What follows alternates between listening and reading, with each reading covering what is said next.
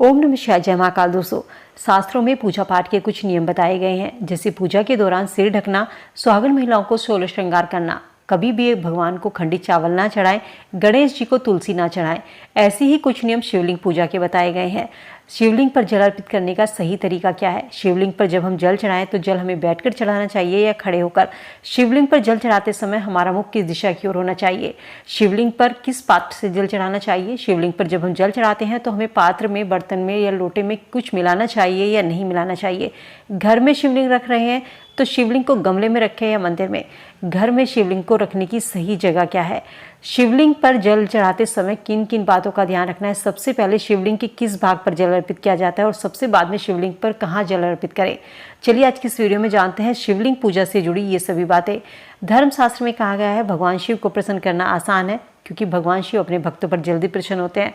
मात्र 1 लोटा जल से प्रसन्न होने वाले भगवान शिव, सोमवार का दिन भगवान शिव को समर्पित होता है। सावन महीने में शिवलिंग का अभिषेक करना, शिवलिंग पर जल चढ़ाना, भगवान शिव की विधि विधान से पूजा करने से भक्तों की मुरादें पूरी होती हैं। जब हम शिवलिंग पर जल चढ़ाते हैं तो सबसे पहले हमें दिशा का ध्यान करना चाहिए। पूर्व दिशा को भगवान शिव का मुख्य प्रवेश द्वार माना जाता है और इस दिशा की ओर मुख करने से शिव के द्वार में अवरोध पैदा होता है। भगवान शिव आपसे नाराज हो सकते हैं। जल चढ़ाते समय आपका मुख हमेशा उत्तर दिशा की ओर होना चाहिए। उत्तर दिशा को भगवान शिव का बायां अंग माना जाता है, जो माता पार्वती को समर्पित होता है। इस दिशा में मुख करके जल अर्पित करने से भगवान शिव और माता पार्वती दोनों की कृपा बनी रहती है। भगवान शिव पर जब भी जल अर्पित करें तो ध्यान रखें भगवान शिव को तांबे के पात्र से जल अर्पित करें या कांसे के पात्र से जल अर्पित करें। भूल कर भी स्टील के पात्र से शिवलिंग पर जल नहीं चढ़ाना चाहिए। स्टील के लोटे से आप भगवान शिव पर दूध चढ़ा सकते हैं। पंडित प्रदीप मिश्रा जी बताते हैं जल अर्पण करने के लिए सबसे अच्छा लोटा तांबे का होता है। इसी पात्र से शिव पर जल चढ़ाना चाहिए, लेकिन भूल कर भी तांबे के पात्र से भगवान शिव पर दूध नहीं चढ़ाना चाहिए। तांबे के पात्र में दूध विष के समान हो जाता है। शिवलिंग पर जब भी जल चढ़ाएं तो कभी भी तेजी से जल नहीं अर्पित करना चाहिए। लोग क्या करते हैं, सीधे जाते हैं और लोटा जल उड़ेल देते हैं, जो कि बिल्कुल गलत है। शिवलिंग पर जब भी जल चढ़ाएं तो आपको पतली धारा बनाकर शिवलिंग पर जल अर्पित करना चाहिए। भगवान शिव को जल धारा सबसे अधिक प्रिय है, तो धार बनाते हुए, पतली पतली धार बनाते हुए शिवलिंग पर जल अर्पित करें। आपको भगवान शिव की विशेष कृपा दृष्टि मिलेगी। शिवलिंग पूजा के लिए हमें अपने प्राचीन धर्मशास्त्र शिव पुराण से जानकारी जरूर लेनी चाहिए। शिव पुराण में कहा गया है शिवलिंग पर जब भी जल चढ़ाए तो हमेशा शिवलिंग पर बैठकर जल अर्पित करना चाहिए। यहाँ तक कि रुद्राभिषेक करते समय भी हमें खड़े नहीं होना चाहिए। पुराणों के अनुसार शिवलिंग पर जल चढ़ाने से ये शिव को समर्पित नहीं होता। यदि आप शिवलिंग पर खड़े होकर जल चढ़ाते हैं तो इसका पुण्य आपको नहीं मिलता है। तो शिवलिंग पर जब भी जल अर्पित करें तो हमेशा बैठकर करना चाहिए।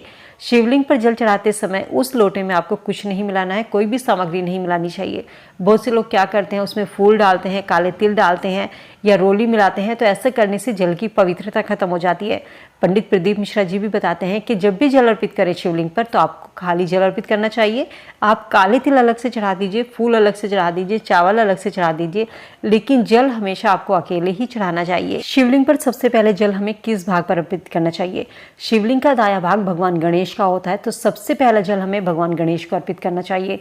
इसके बाद बायां भाग जो भगवान कार्तिकेय का होता है उनको अर्पित किया जाता है। तीसरा भाग अशोक सुंदरी का होता है, जहाँ से जल निकलता है। इसके बाद इस भाग पर जल चढ़ाएं। चौथे नंबर का जल माता पार्वती का हस्तकमल होता है, इस पर जल चढ़ाया जाता है। 5वें नंबर पर आप शिवलिंग पर जल अर्पित कर सकते हैं। इसके बाद में जो जलहरी टंगी होती है उस पर जल अर्पित किया जाता है। और सबसे बाद में जो मुख्य द्वार होता है उसके दोनों ओर आपको जो शिव के द्वारपाल माने जाते हैं वहाँ पर जल अर्पित करना चाहिए।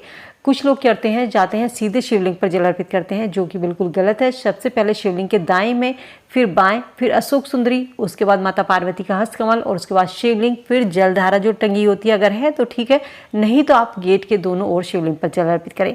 चलिए दोस्तों, अब जानते हैं घर में शिवलिंग हमें रखना चाहिए या नहीं। घर में शिवलिंग रखने में क्या बुराई है? घर में शिवलिंग रखने में कोई बुराई नहीं है। घर में आप शिवलिंग रख सकते हैं, लेकिन घर में शिवलिंग की कभी भी प्राण प्रतिष्ठा नहीं करानी चाहिए।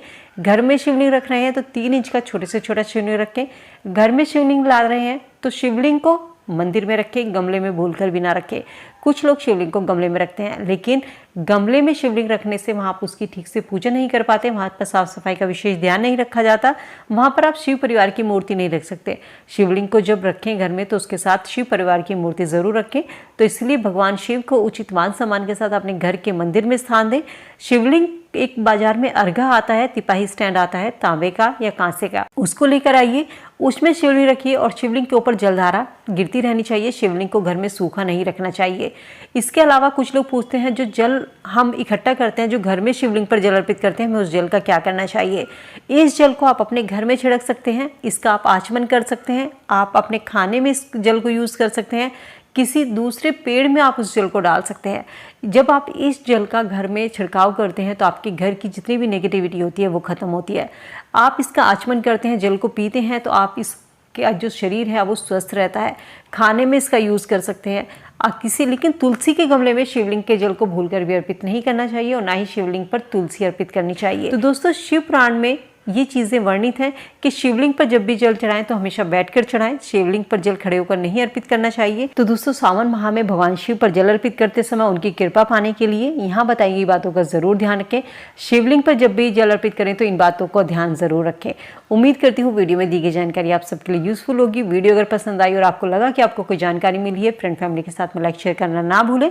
चैनल पर पहली बार मेरी आवाज़ सुन रहे हैं, सब्सक्राइब करके बेल आइकन जरूर प्रेस कर लें ताकि ऐसी ही वीडियो आपको मिल सके। भगवान शिव के भक्त हैं तो हर हर महादेव लिखना ना भूलें। तो चलिए मिलते हैं नई वीडियो में नई जानकारी के साथ। तब तक स्वस्थ रहिए, खुश रहिए।